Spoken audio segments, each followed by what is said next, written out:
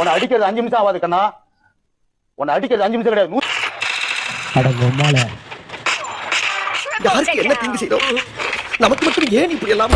அவங்களுக்கு சொல்லிடு, நான் வந்துகிட்டு இருக்கேன்.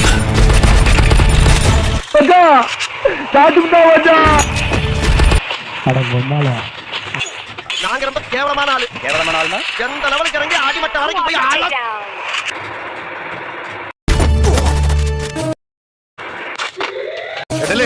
இவனை உயிரோட விட்டா நமக்கு ஏதாவது பிரயோஜனம் இருக்குது? நீங்க என்ன உயிரோட விட்டா நான் உங்களை உயிரோட விடுறேன்.